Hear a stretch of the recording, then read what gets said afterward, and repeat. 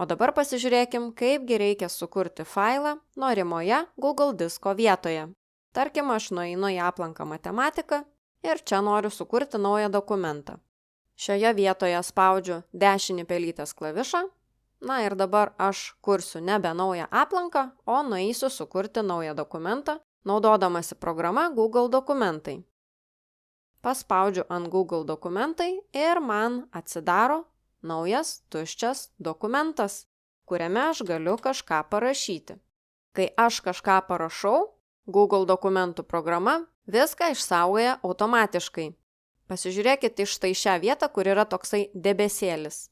Žiūrėkite į ją, o aš rašysiu toliau. Matot, rašo išsaugoma. Kai aš baigiu rašyti, pasižiūrėkim, kas yra parašyta. Išsaugota diske. Reiškia viskas, ką aš čia parašau, išsisaugoja ir man dėl to pergyventi nereikia. Tuo darbas Google diske arba su Google dokumentais skiriasi nuo darbo kompiuteryje. Jeigu mes kompiuteryje darbuojamės, tai mes žinome, kad mes savo failus turim išsisaugoti, jeigu jų neišsisaugosim, jie prapuls. Na, o Google diske, jeigu mūsų internetas nėra sutrikęs, jeigu turime ryšį, viskas automatiškai išsisaugoja. Na ir suteikime šitam failui pavadinimą.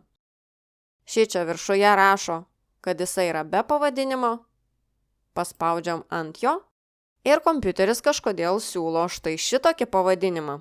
Kodėl taip yra? Jis tiesiog paima pačią pirmą dokumento eilutę ir paverčia ją į pavadinimą. Jeigu aš tokio pavadinimo nenoriu, aš jį galiu ištrinti ir pervadinti. Pavyzdžiui, užduotis 1. Paspaudus Enter, pavadinimas išsisaugoja. Aš šitą dokumentą galiu uždaryti ir aplankę matematiką aš jau turiu vieną failą, kuris vadinasi užduotis 1. Pabandom sukurti dar vieną, vėl spaudžiu dešinį pelytės klavišą, pasirenku Google dokumentai, vėl pateksiu į tuščią dokumentą ir galiu rašyti tai, ką noriu. Jeigu parašiau, vėl viskas automatiškai išsisaugojo. Galiu suteikti failui pavadinimą, užduotis 2, paspaudžiu Enter ir viskas yra išsaugota. Uždarau dokumentą ir jau turiu 2 dokumentus.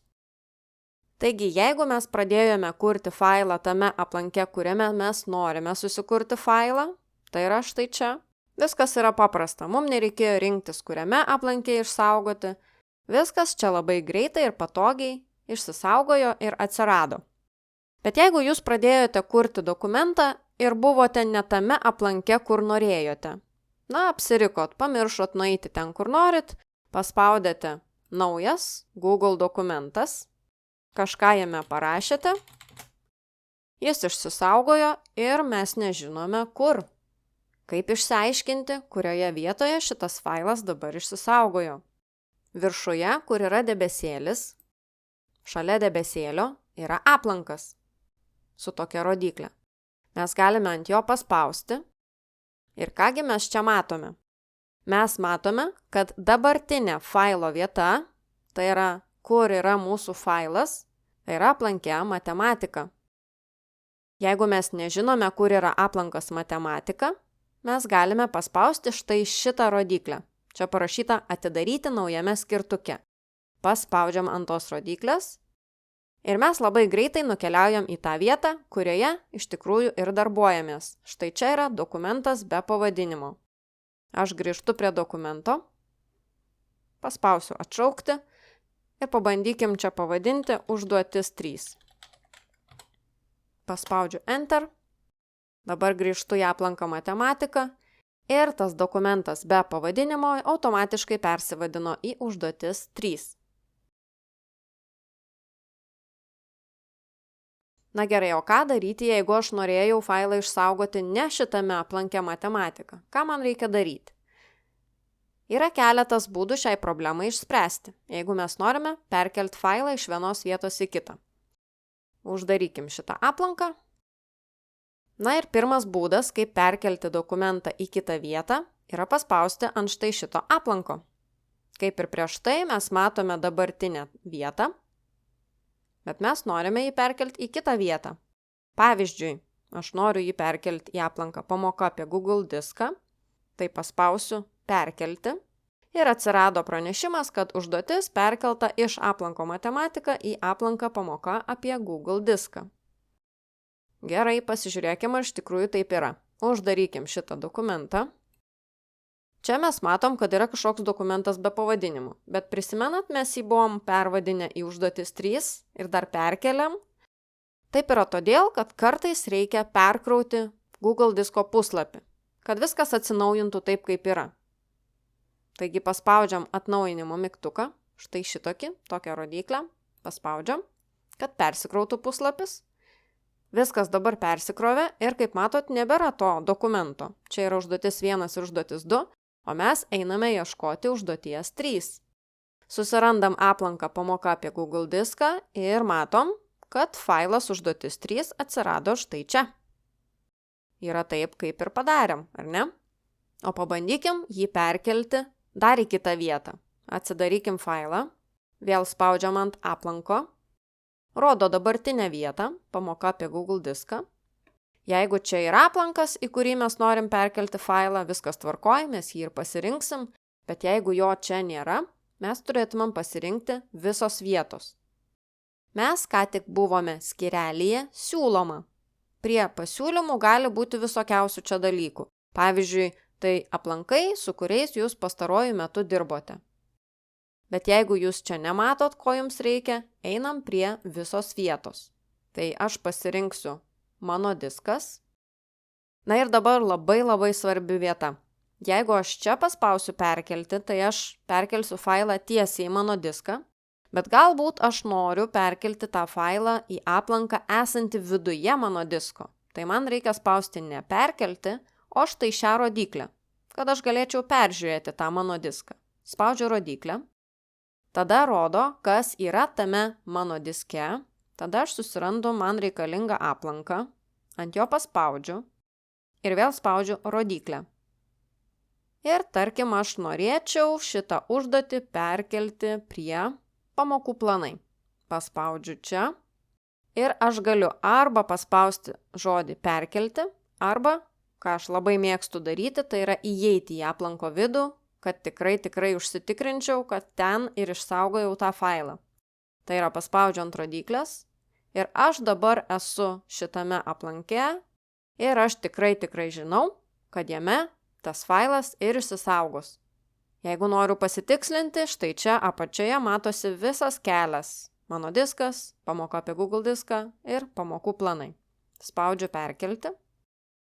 Ir sulaukus pranešimo, kad failas buvo perkeltas, aš galiu jį uždaryti.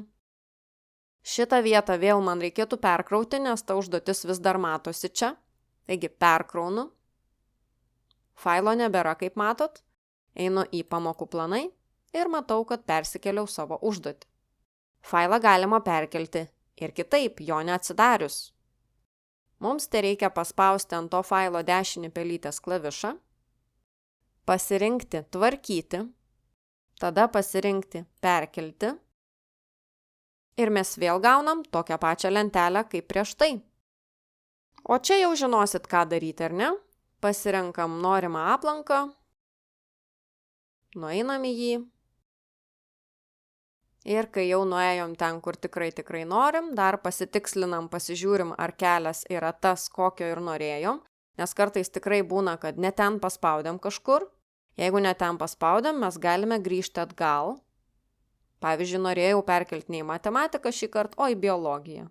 Tai užeinu į vidų ir spaudžiu perkelti. Dabar susirandu, kur tas aplankas buvo. Šičia ir biologija. Ir štai matau savo failą.